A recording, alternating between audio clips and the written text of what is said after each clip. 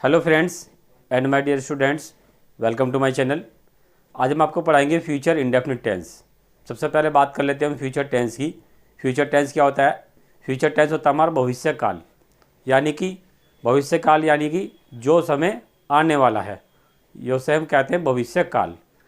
इस तरह से हम समझ सकते हैं कि फ्यूचर टेंस वो होता है जिसमें हमारा जो कार्य है वो आने वाले समय में होगा, यानी कि भविष्य काल में होगा, तो वो होता है हमारा फ्यूचर टेंस।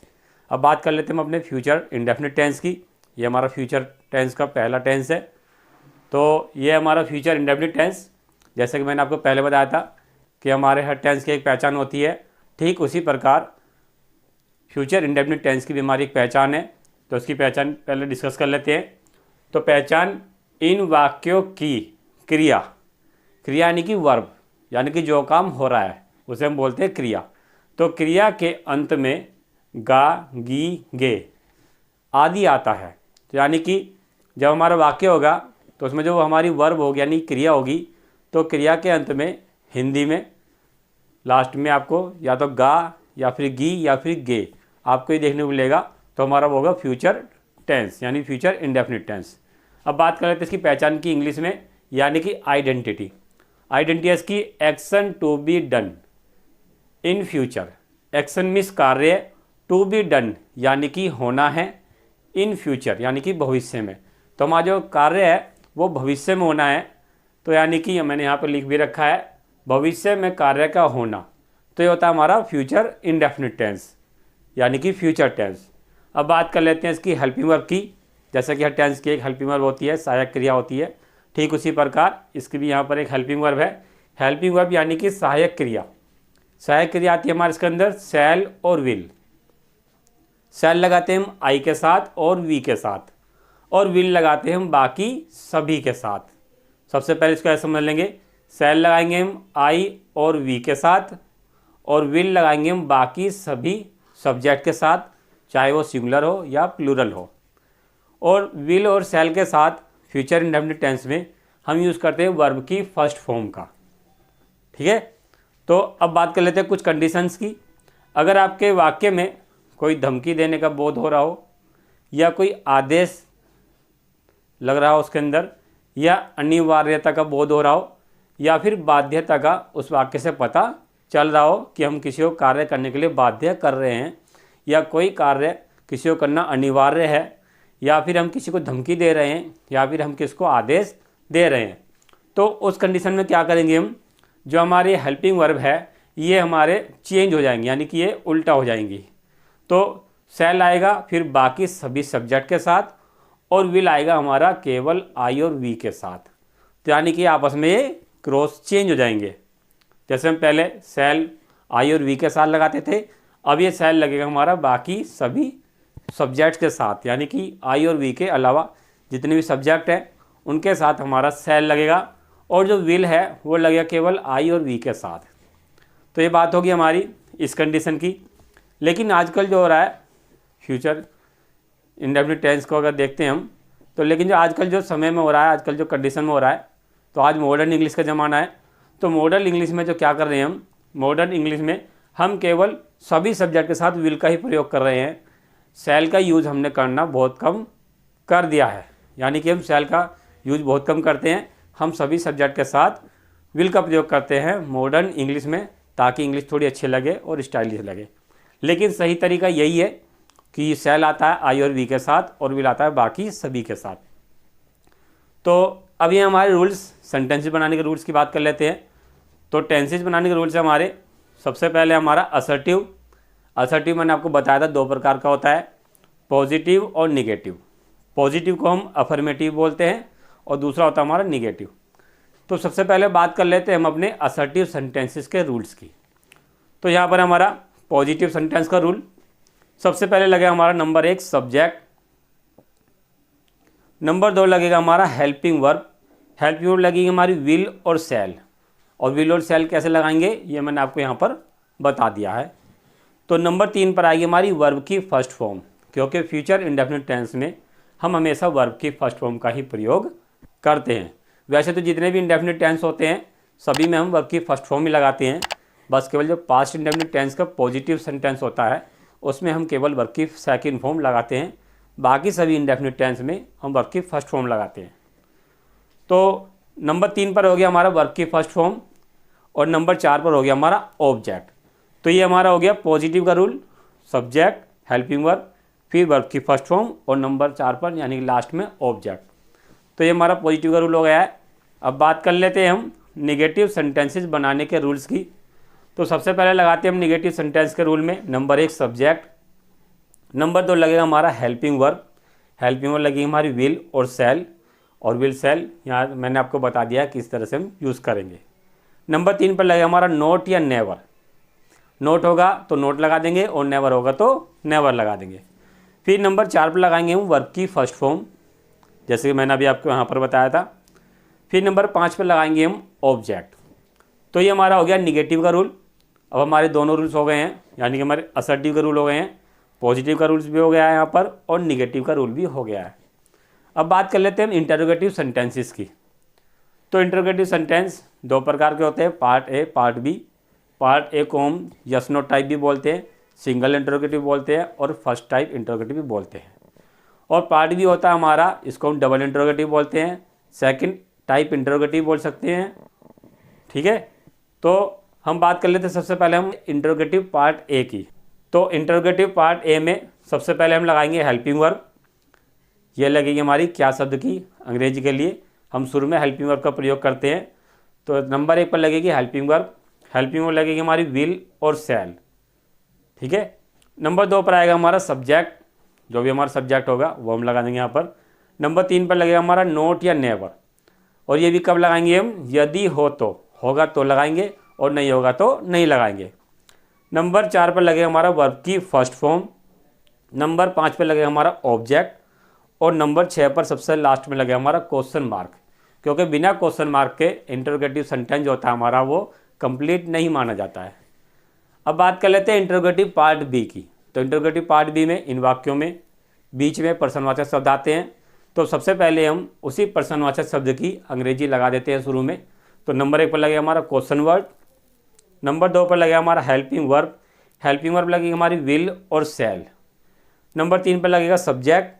नंबर 4 पर लगेगा हमारा नोट या नेवर, और नोट या नेवर लगाएंगे हम यदि हो तो, होगा तो लगाएंगे और नहीं होगा तो नहीं लगाएंगे।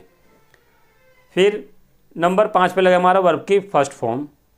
नंबर 6 पर लगेगा हमारा ऑब्जेक्ट और नंबर 7 पर सबसे लास्ट में लगेगा हमारा क्वेश्चन मार्क। उम्मीद करता हूँ आपके रूल्स अच्छे समझ में आए होंगे। अब इसके बाद बात कर लेते हैं हम अपने एग्जाम्पल्स की। तो चलिए दोस्तों, अब बात कर लेते हैं अपने एग्जाम्पल्स की। तो सबसे पहले हमारे यहाँ पर एग्जाम्पल है, क्या पुलिस लुटेरों को गिरफ्तार नहीं करेगी। तो ये हमारा एग्जाम्पल है, क्या पुलिस लुटेरों को गिरफ्तार नहीं करेगी। तो सबसे पहले हम क्या करेंगे, सबसे पहले हम अपने सेंटेंस का यानी कि एग्जाम्पल का ऑपरेशन करेंगे और पता लगाएंगे कि हमारा सब्जेक्ट कौन सा है, वर्ब कौन सी है और ऑब्जेक्ट कौन सा है और हमारा जो सेंटेंस है वो कौन सा है। तो सबसे पहले हम लास्ट में देखेंगे, यहाँ पर लिख रहा है करेगी। तो ये हमारी वर्ब है यानी कि क्रिया, और क्रिया के अंत में लगा हुआ है गी। जैसे मैंने आपको पहचान में बताया था कि इन वाक्यों के जो वर्ब होती है, क्रिया होती है, उनके अंत में गा, गी, गे आदि आता है। तो इसमें हमारी वर्ब में गी शब्द आ रहा है, तो हमारा टेंस हो गया फ्यूचर इंडेफिनिट टेंस। अब पता लगाएंगे कि हमारा सेंटेंस कौन सा है। सबसे लास्ट में क्वेश्चन मार्क लगा हुआ है, तो हमारा ये इंटरोगेटिव है।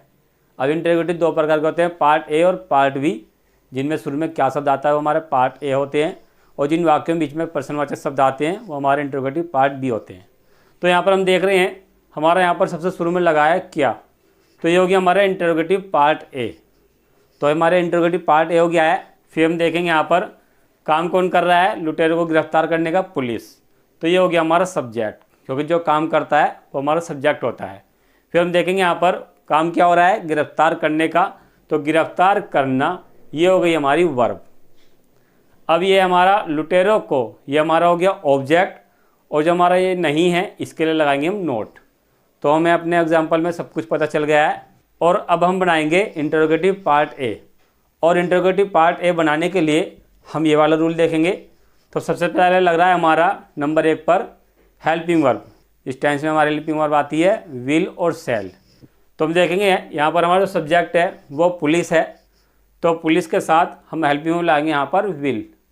फिर लाएंगे हम सब्जेक्ट है हमारा पुलिस यानी कि द पुलिस। तो हमारा हो गया नंबर 1 पर हेल्पिंग वर्ब, नंबर 2 पर हो गया हमारा सब्जेक्ट हो गया हमारा द पुलिस। फिर लगाएंगे नोट या नेवर, यदि होगा तो लगाएंगे और नहीं होगा तो नहीं लगाएंगे। तो इसके अंदर दे रखा है, यहाँ पर हमने लगा दिया है नोट। फिर लगाएंगे हम वर्ब की फर्स्ट फॉर्म। वर्ब की फर्स्ट फॉर्म होती है गिरफ्तार करने की अरेस्ट। अरेस्ट मीन्स होता है गिरफ्तार करना। फिर लाएंगे ऑब्जेक्ट आएगा हमारा लुटेरों को यानी कि दी रोबर्स, यानी कि हमारा आएगा दी रोबर्स। और सबसे लास्ट में लगाएंगे हम क्वेश्चन मार्क, तो यहाँ पर लगा दिया हमने क्वेश्चन मार्क। तो हमारा जो वाक्य है या हमारा सेंटेंस ये बन गया है, will the police note arrest the robbers. क्या पुलिस लुटेरों को गिरफ्तार नहीं करेगी। उम्मीद करता हूँ आपको आसानी से समझ में आ गया होगा, बहुत ईजी एग्जाम्पल है। अब बात कर लेते हैं अपने दूसरे एग्जाम्पल की।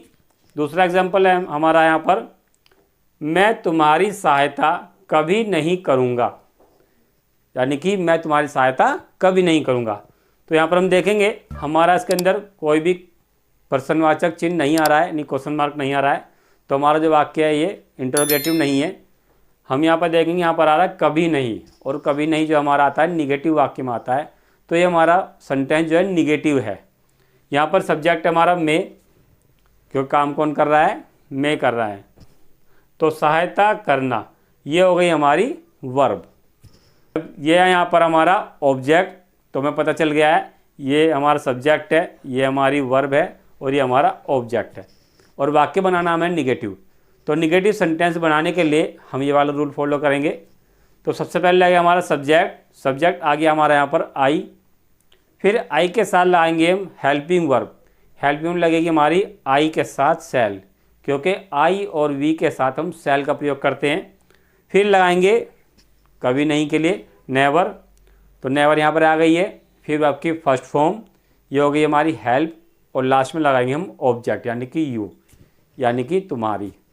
तो यहाँ पर ये सेंटेंस बना है हमारा यहाँ पर, आई शैल नेवर हेल्प यू, यानी कि मैं तुम्हारी कभी मदद नहीं करूँगा। उम्मीद करता हूँ आपको समझ में आ गया होगा। अब बात कर लेते हैं हम अपने तीसरे एग्जाम्पल की। तो हमारा तीसरा एग्जाम्पल है, नीतू एक गीत जरूर गाएगी। तो यहाँ पर हम देखेंगे हमारा जो वाक्य है, ना तो इसके अंदर कोई क्वेश्चन मार्क आ रहा है और ना ही इसके अंदर नहीं या कभी नहीं आ रहा है। तो ये हमारा सेंटेंस है, ये हमारा हो गया है पॉजिटिव, और पॉजिटिव सेंटेंस हमारा ये। अब हमें सेंटेंस को पढ़ने से एक बात पता चल रही है कि नीतू एक गीत जरूर गाएगी, यानी कि इसमें जो है हमें पता चल रहा है इस एग्जाम्पल में अनिवार्यता हमें यहाँ पर दिख रही है, यानी कि उसको एक गीत जरूर ही गाना होगा। तो यहाँ पर आ गई हमारी अनिवार्यता। और अनिवार्यता के लिए हम क्या करते हैं, जब अनिवार्यता होती है या बाध्यता होती है या फिर कोई आदेश होता है या कोई धमकी होती है, तो हमारी जो हेल्पिंग वर्ब है हम उनको क्रॉस कर देते हैं, यानी कि आई और वी के साथ आएगी विल और बाकी सभी के साथ आएगी शैल। तो हम बनाएंगे यहाँ पर पॉजिटिव, और पॉजिटिव वाक्य बनाने के लिए हम ये वाला रूल देखेंगे। तो सबसे पहले लगेगा हमारा सब्जेक्ट, तो हमारा सब्जेक्ट हो गया यहाँ पर नीतू, क्योंकि गीत गाने का काम कौन करेगा, ये करेगी नीतू। तो ये हमारा सब्जेक्ट हो गया नीतू। फिर लगाएंगे हम हेल्पिंग वर्ब आएगी हमारी शैल, क्योंकि यहाँ पर हमारी क्या है, अनिवार्यता है। अगर अनिवार्यता नहीं होती तो हम नीतू के साथ विल लगाते। तो यहाँ पर आएगी हमारी हेल्पिंग वर्ब शैल। फिर लगाएंगे हम वर्ब की फर्स्ट फॉर्म, गाने की होती है हमारी सिंग, और एक गीत के लगाएंगे हम ऑब्जेक्ट यानी कि ए सॉन्ग। तो हो जाएगा हमारा sentence, Neetu shall sing a song. तो हमारी जो शैल है वो जरूर के लिए कार्य कर रहा है, जरूर के लिए जो है हम शैल का प्रयोग यहाँ पर कर रहे हैं। तो ये सेंटेंस बना है हमारा, Neetu shall sing a song, यानी कि नीतू एक गीत जरूर गाएगी या अवश्य गाएगी। अब बात कर लेते हैं अपने अगले एग्जाम्पल की। तो अगला एग्जाम्पल है यहाँ पर हमारा, हमें वहाँ जाना ही पड़ेगा। हमें वहाँ जाना ही पड़ेगा। जैसा कि आप सेंटेंस को पढ़ सकते हैं, इस एग्जाम्पल को पढ़ सकते हैं, आपको पता लग रहा है यहाँ पर हमें यहाँ बोध हो रहा है बाध्यता का, यानी कि हमें वहाँ जाने के लिए बाध्य किया जा रहा है, हमें वहाँ जाना ही पड़ेगा, बाध्यता या फिर मजबूरी। तो बाध्यता के लिए भी हम क्या करते हैं, जो हमारी हेल्पिंग वर्ब हैं वे हमारी चेंज हो जाती हैं, आई और वी के साथ विल का प्रयोग करेंगे और बाकी सभी के साथ शैल का प्रयोग करेंगे। तो यहाँ पर देखिए हमारा जो हमें है ये हमारा सब्जेक्ट है, काम हो रहा जाने का ये हमारी वर्ब है और ये वहाँ हमारा हो गया ऑब्जेक्ट। अब ही पड़ेगा के लिए हम लगाएंगे हेल्पिंग वर्ब यानी कि क्रॉस करके या चेंज करके। तो हमारा ये वाक्य है पॉजिटिव, और पॉजिटिव बनाने के लिए हम ये वाला रूल देखेंगे। सबसे पहले लगेगा हमारा सब्जेक्ट, हमने यहाँ पर बना दिया है एग्जाम्पल, इसके नीचे नहीं बनाया, यहाँ पर बना दिया है।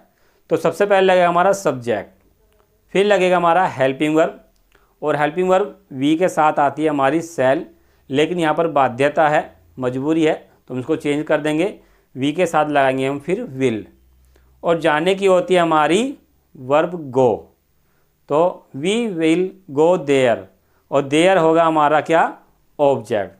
ये हो गया हमारा सब्जेक्ट, ये हो गई हमारी हेल्पिंग वर्ब विल, ये हो गई हमारी वर्ब गो, और ये हो गया हमारा ऑब्जेक्ट देयर। तो हमारा जो एग्जांपल है वो बना है वी विल गो देयर, यानी कि हमें वहाँ जाना पड़ेगा। तो अब ही पड़ेगा के लिए हमने जो यहाँ पर लगाई है हेल्पिंग वर्ब विल, वरना तो यहाँ पर शैल आती, और जो विल है ये हो गया हमारा ही पड़ेगा, यानी कि बाध्यता के लिए और मजबूरी के लिए। अब बात कर लेते हैं अपने लास्ट और अगले एग्जाम्पल की। तो ये हमारा एग्जाम्पल है, हमारे मास्टर जी कल तुम्हें अंग्रेजी क्यों नहीं पढ़ाएंगे। तो सबसे पहले लास्ट में देख रहे हैं हम, यहाँ पर हमारा लगा हुआ है क्वेश्चन मार्क, क्वेश्चन मार्क है तो हमारा हो गया है इंटरोगेटिव। अब शुरू में हमारा यहाँ पर क्या शब्द नहीं आ रहा है, तो हमारा इंटरोगेटिव पार्ट ए नहीं है। बीच में क्यों शब्द आ रहा है, यानी कि प्रश्नवाचक शब्द बीच में आ रहा है, तो ये हो गया हमारा इंटरोगेटिव पार्ट बी। और हमारे मास्टर जी, ये हो गया हमारा सब्जेक्ट, क्योंकि पढ़ाने का काम कौन कर रहे हैं, मास्टर जी कर रहे हैं, ये हो गया हमारा सब्जेक्ट हो गया है। काम क्या हो रहा है, पढ़ाने का। ये हो गई हमारी वर्ब, नहीं के लिए लगा देंगे हम नोट, और ये हो गया हमारा प्रश्नवाचक शब्द यानी कि क्वेश्चन वर्ड। बाकी कल, तुम्हें और अंग्रेजी, ये तीनों हो गए हमारे ऑब्जेक्ट। कल, तुम्हें और अंग्रेजी, ये हमारे हो गए तीनों के तीनों ऑब्जेक्ट। तो अब हम बनाएंगे इंटरोगेटिव पार्ट बी, और इंटरोगेटिव पार्ट बी बनाने के लिए हम ये वाला रूल देखेंगे। तो रूल में सबसे पहले लगाया हमारा नंबर 1 पर क्वेश्चन वर्ड। क्वेश्चन वर्ड क्या हमारा, क्यों, क्योंकि अंग्रेजी लगा देंगे हम यहाँ पर वाई। फिर लगाएंगे हम हेल्पिंग वर्ब, हेल्पिंग वर्ब लगेगी हमारी विल, क्योंकि यहाँ पर ना बाध्यता है, ना मजबूरी है, ना आदेश है, और ना ही कोई धमकी है। तो यहाँ पर जो है हम लगाएंगे हमारे मास्टर जी के अकॉर्डिंग विल ही लगाएंगे, यहाँ पर शैल नहीं लगाएंगे। तो ये हो जाएगा हमारा क्वेश्चन वर्ड, ये हो गई हमारी हेल्पिंग वर्ब विल। फिर लगाएंगे हम सब्जेक्ट यानी कि आवर टीचर। फिर लगाएंगे हम नोट या नेवर, होगा तो लगाएंगे और नहीं होगा तो नहीं लगाएंगे। तो यहाँ पर आ गया हमारा नोट। फिर लगाएंगे वर्ब की फर्स्ट फॉर्म, काम किस चीज़ का हो रहा है, पढ़ाने का हो रहा है, और पढ़ाने की होती है हमारी वर्ब टीच, तो हमारी फर्स्ट फॉर्म होती है टीच। फिर लगाएंगे हम ऑब्जेक्ट, ऑब्जेक्ट में सबसे पहले लगाएंगे हम प्राणी, प्राणी कौन है हमारा, तुम्हें यानी कि यू, तो सबसे पहले ऑब्जेक्ट में लगाएंगे हम यू। फिर लगाएंगे हम वस्तु यानी कि कोई थिंग।